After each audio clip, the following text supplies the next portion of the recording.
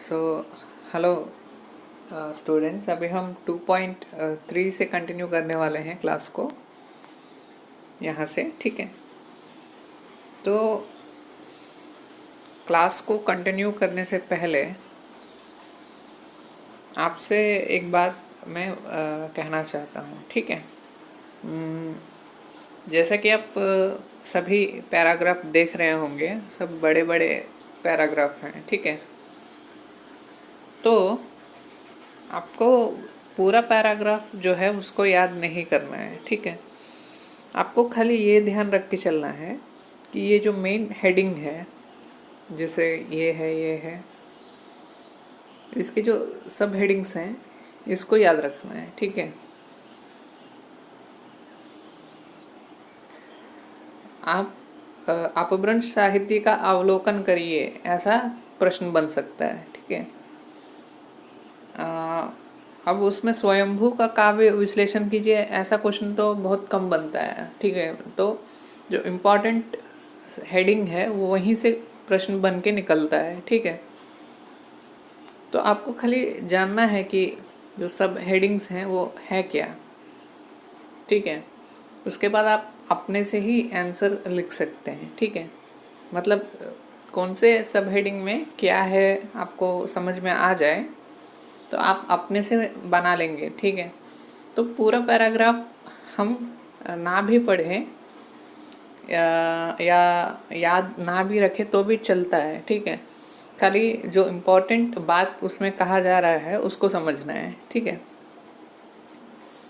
तो ये बात आपको याद रख के चलना है। ठीक, तो अभी हम अपभ्रंश साहित्य का जो है अवलोकन करते हैं। ठीक है, ये है आपका अपभ्रंश साहित्य का अवलोकन। अब ये जो हमारा ऐसा जो पैराग्राफ हमको दिए जाते हैं ये एक्चुअली में प्रस्तावना होता है। प्रस्तावना मतलब विषय में ले जाना। ठीक है, आप अभी डिग्री में हैं। ठीक है, तो बैचलर्स डिग्री में आपको जैसे स्कूल में होता है नोट्स, सभी लाइन देख के आप लिखते हैं आंसर्स। ठीक है, ऐसा आप बैचलर्स डिग्री में नहीं कर सकते, क्योंकि इसमें आपका टॉपिक थोड़ा बड़ा होता है। इसलिए आप यदि मान के चलेंगे कि मैं जैसे टेक्स्ट बुक में दिया गया है वैसे ही मैं आंसर लिखूँगा या लिखूँगी, तो क्या होता है कि एग्ज़ामिनेशन के टाइम में टाइम कम पड़ जाता है। ठीक है, तो ये एक आपको समझ के चलना है। ठीक है, आपको खाली जो पैराग्राफ आप पढ़ रहे हैं, मतलब मैं ये नहीं कह रहा हूँ कि आप बुक ओपन करके बैठे हैं तो आप पैराग्राफ को स्किप कर दीजिए, ऐसा मैं नहीं कह रहा हूँ। सभी पूरा बुक आपको पढ़ना है। ठीक है, उसमें कोई डाउट नहीं है, लेकिन जो कोई पैराग्राफ आप पढ़ रहे हैं उसको खाली सारांश के रूप में आपको लेना है। लिखते समय भी उसका जो एक्चुअल में सारांश निकल रहा है वो लिखने का प्रयास कीजिए। ठीक है, तो प्रस्तावना जो है मैं उसको स्किप कर देता हूँ। और स्वयंभू का काव्य, अब स्वयंभू कौन है? ठीक है, ये आपको एक क्वेश्चन आना चाहिए। स्वयंभू, पुष्यदंत, ये सभी लोग जैन कवि हैं। ठीक है, ये सभी लोग कौन हैं? जैन कवि हैं, आचार्य हैं, पढ़े लिखे लोग हैं। ठीक है, तो इन्होंने साहित्य की भी रचना की है। तो निश्चित रूप से आदिकाल में बौद्ध साहित्य देखने को मिलता है, फिर नाथ साहित्य है। बौद्ध साहित्य को ही हम यहाँ पे सिद्ध साहित्य के रूप में कहते हैं।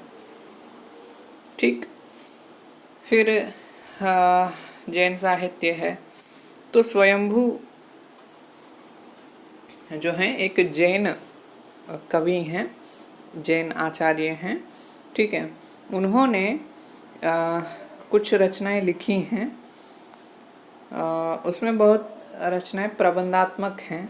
ठीक है, प्रबंधात्मक का मतलब होता है, यहाँ पे आपने देखा होगा एक वर्ड आता है प्रबंध। ठीक है, प्रबंधात्मक का मतलब होता है किसी भी काव्य को जब थोड़ा बड़ा लिखा जाता है उसको हम प्रबंध काव्य कहते हैं सरल भाषा में। लेकिन इम्पोर्टेंट ये है कि जो टॉपिक प्रबंध काव्य के लिए लिया जा रहा है वो मानव जीवन के सभी अंगों से संबंधित होना चाहिए। ये एक लक्षण होता है प्रबंध काव्य का। जैसे रामायण है, वो एक प्रबंध काव्य है, ठीक है। अब रामायण को प्रबंध काव्य क्यों कहा गया? क्योंकि उसमें हमारे जीवन के सभी अंगों का उसमें मिश्रण देखने को मिलता है, ठीक है। तो इसी प्रकार से आकार के अनुसार भी थोड़ा बड़ा होना चाहिए और जीवन संबंधी बातें भी उसमें होनी चाहिए, ठीक। तो ये होता है प्रबंध काव्य, प्रबंध रचना, ठीक। तो इन्होंने कुछ जो है लिखी हैं रचनाएं, प्रबंध रचनाएं या प्रबंध काव्य कहें, ठीक है। उसमें एक है पौमचरित, जिसको हम पद्मचरित के नाम से जानते हैं। इसको ही रामकथा या रामचरित भी कहते हैं, ठीक है। तो ये नाम आपको याद थोड़ा रखना पड़ेगा कि उन्होंने एक्चुअल में कौन सा नाम दिया है वो याद रखना पड़ेगा। फिर ब्रैकेट में आप हिंदी वाला नाम लिख सकते हैं, ठीक है। पौमचरित, फिर उसके बाद है रिट नेमिचरित, नाय कुमारचरित। तो ये सभी रचनाएं हैं।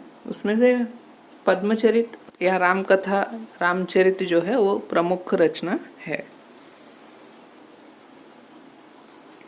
फिर यहाँ पे हमको थोड़ा रेफरेंस के रूप में दिया गया है जो काव्य है।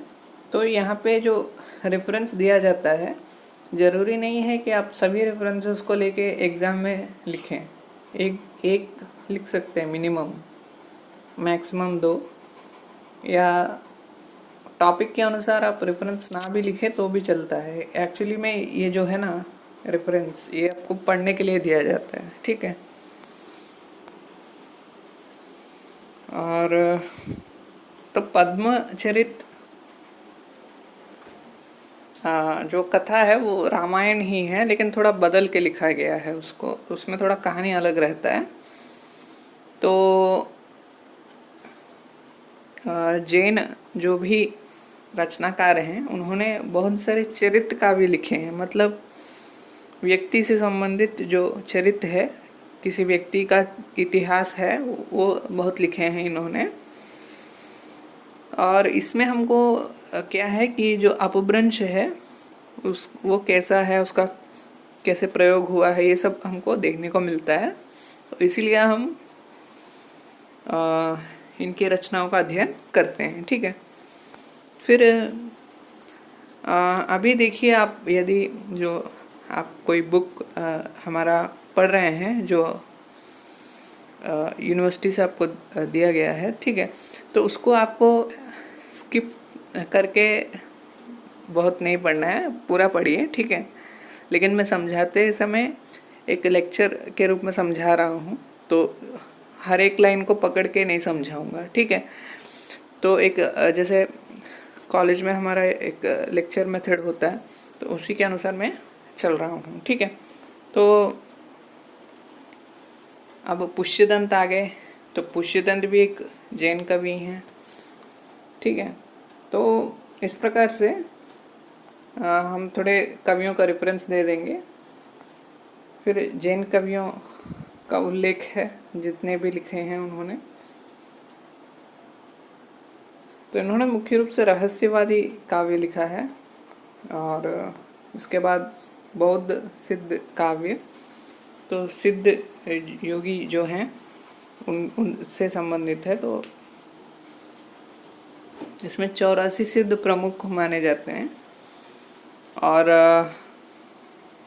इसमें क्या है कि जो वज्रयानी शाखा है बौद्ध धर्म की, वज्रयानी शाखा से सिद्ध निकले हैं, ठीक है। तो सिद्ध लोग जो थे वो मतलब हम कह सकते हैं कि जो निर्गुण भक्ति है वो थोड़ा यहाँ से ही निकला है, ऐसा बहुत से लोग मानते हैं। ठीक है। और सिद्धों में क्या है कि आदर सूचक के रूप में पा का प्रयोग किया जाता है, जैसे सरहप्पा। ठीक है। और कणहप्पा। पा जो शब्द है वो नाम के बाद लगाया जाता है सिद्धों में। एक गौरव सूचक होता है। ठीक है। ये सभी जो है रेफरेंसेस हैं। आपको खाली ये लिखना होता है कि जैसे सिद्ध कौन थे, कहाँ से आए थे। ठीक है। थोड़ा परिचय देना है। यदि आपको पूछा जाए कि अपभ्रंश में साहित्य की रचना किसने की थी, तो आपको कौन कौन से पॉइंट्स याद रहने चाहिए। आपको याद रहना चाहिए कि जैन कवियों ने एक रचना की है, तो वो एक पॉइंट याद रहे। फिर सिद्ध आ जाते हैं। ठीक है। फिर वीर काव्य और जो हमारा श्रृंगार का जो काव्य है वो भी बहुत महत्व रखता है। ठीक है। तो इसमें बहुत से लोग आ जाते हैं, लेकिन यहाँ पे खाली हेमचंद्र का उदाहरण दिया गया है। वैसे तो ये व्याकरण संबंधी इन्होंने रचना की है मुख्य रूप से। फिर उसके बाद संदेश रासक आता है। ठीक है। तो संदेश रासक जो है वो भी आदिकाल में हम उसकी गिनती करते हैं, तो यह भी एक प्रमुख रचना के रूप में हम इसको रेफरेंस दे सकते हैं। यदि क्वेश्चन बन के आता है कि अपभ्रंश काव्य में साहित्यिक रचना का अवलोकन करें। ठीक है। तो ऐसा। फिर अपभ्रंश और हिंदी साहित्य का संबंध वही बनी बनाई बात है जिसके बारे में हमने पहले बात किया था कि अपभ्रंश और हिंदी जो है, मतलब अपभ्रंश ही पुरानी हिंदी है। ठीक है। फिर अपभ्रंश और हिंदी का चरित्र काव्य, इसमें मुख्य रूप से पृथ्वीराज रासो ऐसे रचनाओं को हम ले सकते हैं। ठीक। अपभ्रंश और भक्ति काव्य, अब यहाँ पे निर्गुण भक्ति प्रमुख है। वैसे तो इसको हम भक्ति काल में थोड़ा एक्सप्लोर करेंगे।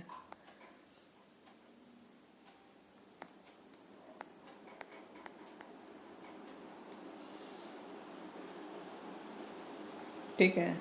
फिर कथानक रूढ़ियाँ, मतलब अपभ्रंश में क्या है कि एक संप्रदाय चला था कि जैसे सभी रचनाएं थोड़ा एक समान दिखता है उसमें, तो उसमें उसका प्रमुख कारण है कि बहुत सी जो रचनाएं हैं वो प्रबंध काव्य के रूप में लिखी गई। पॉइंट नंबर 2 है कि कड़वक योजना है। कड़वक योजना मतलब काव्य का एक स्ट्रक्चर है वो सेम है सब में, जो कि कड़वक योजना यहाँ पे कहा जा रहा है उसको। और अपभ्रंश में मंगलाचरण, काव्य लिखने का कारण, ये सभी बातें जो हैं रचना के पहले बताया जाता है, वो एक ट्रेडिशन के रूप में बन गया। फिर अधिकांश अपभ्रंश काव्यों में कथा का आरंभ दो व्यक्तियों के प्रश्नोत्तर के रूप में होता है। ठीक है। तो ये सभी जो है अपभ्रंश की रचनाओं में देखने को ये गुण मिलते हैं। ठीक है। इसी को कथानक रूढ़ियाँ कहा जा रहा है। रूढ़ियाँ मतलब होता है एक कोई संप्रदाय, ट्रेडिशन। ठीक है। तो सभी में एक जैसा है ये गुण। ठीक है। तो यहाँ से हम थोड़ा जो है सेकंड लेसन कंप्लीट कर लेते हैं। एक्चुअली में आपने देखा होगा कि मैंने बहुत सारे जो टॉपिक्स हैं उसको मैंने मतलब टॉपिक्स को टच करके स्किप कर दिया। मतलब बहुत सारी इसमें ऐसी बातें आ जाती हैं जो एग्जामिनेशन के पॉइंट ऑफ व्यू से थोड़ा लंबा हो जाता है, जैसे आंसर को वो लंबा कर देता है। तो यहाँ पे एक्चुअली में इतना पेजेस में क्यों एक्सप्लेन किया गया, इसका एक कारण है कि यहाँ पे एक लेक्चर मेथड के रूप में समझाया जा रहा है आपको। ठीक है। ये जो बुक है उसमें, तो इस कारण से आपको छोटे छोटे टॉपिक भी बड़े बड़े टॉपिक्स जैसे लग सकते हैं। ठीक। तो चलिए नेक्स्ट लेसन में हम फिर से मिलते हैं। Thank you students.